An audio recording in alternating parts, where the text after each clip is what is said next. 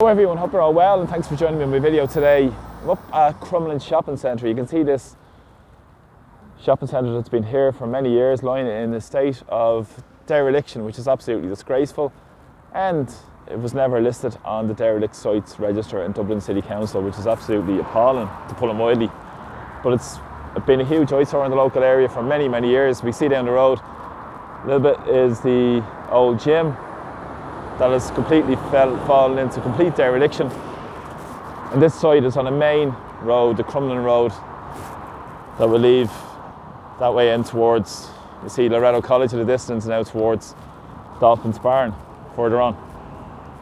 But in the last number of days, Dublin City Council Planning Authority have passed permission for a shopping centre to be built here, following the state of dereliction that's fallen into for many years. There were plans well over 15 years ago to have a civic amenity space within this development and a lot of public community spaces as part of this development, but a lot of that fell through at the time of the financial crash, and then it's been lying in a state of absolute dereliction as more shops have been forced to close and move out. You can see the great history here as well, because there was a pub there, Baron John's, at one point. You can see the state that this has fallen into.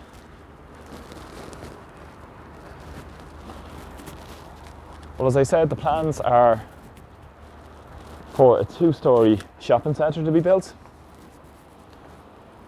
a large retail unit at the ground floor, and two retail concession units as well. Not to mention a food court, which is going to have up to 7 or 8 food units there as well. Now, people remember the shopping centre here many years ago. You can see the distance as well, in towards the big car park here. Had many memories for many people. This was the old Murracrete factory site, quarry, and you can see around the front is the cottages that are built from Murracrete houses at the front here.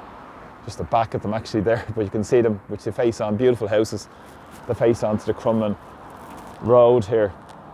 But as I said, it has fallen into a huge state of dereliction and disrepair. There has been, Dunnes Stores have held a unit just at the back here for the last number of years, but as I've said, it was never liable to the derelict sites levy, which is absolutely appalling, to put it mildly, where these people have let these sites run into absolute dereliction before anything is done. Should be penalties, and harsh penalties on people for leaving sites, like big businesses like Better Value Limited, Dunnes Stores, who own this site as well. But as I said, the development plans are to put a retail unit at the ground floor, probably Dunnes Stores, and a lot of small independent businesses are struggling around this area because of the high cost of doing business, energy costs, and many more issues as well that force the business to close. So this plans won't offer anything for small independent businesses. I'm sure it's going to be big global companies who will be moving in here. Of course, it's very important to have employment, and proper employment where people are paid properly, but you need places that are affordable for people in the community, and many people in the area are struggling in Crumlin with high rates of youth unemployment. A lot of people lack a lot of access to youth services, community centres. Now, part of the plans here are supposed to have a community space. Now, up the road in Artsgalena, another site that has fallen into complete dereliction for years, there are plans there to put a public library on Artsgalena, just further up the Crumlin Road as well. So people have 4 weeks to make submissions on foot of the applications and submissions made to Dublin City Council to On Board Planola. That will be by May the 7th.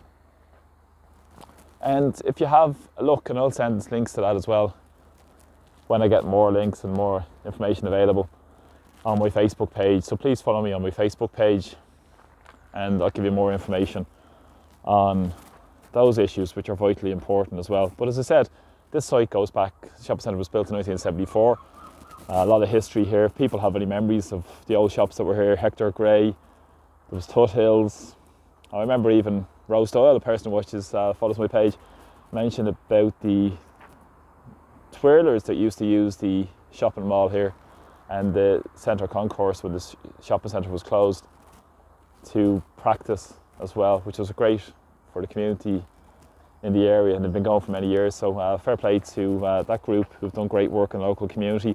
As I said, there was other coffee shops and Duns as well. But around the back, I just want to show you something here, just briefly as well.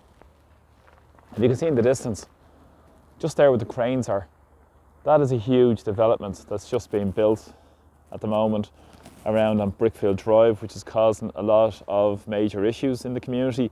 There's up to 282 units being built there, from 4 to 10 stories. That went under a strategic housing development, which is completely anti-democratic. It's creating huge issues for the residents around there in terms of the building outside the hours of construction that they're supposed to be working. It's creating massive issues, but the bigger issue around that is it's going to be totally unaffordable built to rent apartments in the local area. So many people in our area are struggling to find accommodation and struggling to, with three and up to 4 generations living in a lot of houses around the area. But again, everything's catered towards gentrification. It's catered towards pushing working class people out because of unaffordable accommodation, and making huge profits because of successive political and government policies, and even local government policies as well. As I said, this went through a strategic housing development as well. We need to bring power back to our communities where people have a real say. We need to support small independent businesses. People that have ideas towards their businesses to set up in the local area should be fully supported. And it's crucially important that people have homes in our local community. Crumlin, as I said, has been gentrified, where many more people have been forced out of their communities because of sky-high accommodation costs. Now houses are at record prices even in the local area. A lot of ex-council houses, and as well a lot are in the hands of private landlords, where a lot of money has been sent across to provide housing through housing assistance payments, which is a huge transfer of public money into private hands. We have all these critical issues and a lot of people struggling in poverty as well. So thanks for joining me today in this little walk around Crumlin Shopping Centre and an update on it. As I said, you can make submissions into my board Planala, and share your memories of Crumlin Shopping Centre as well, and any ideas you'd like to see moving forward in our community as well.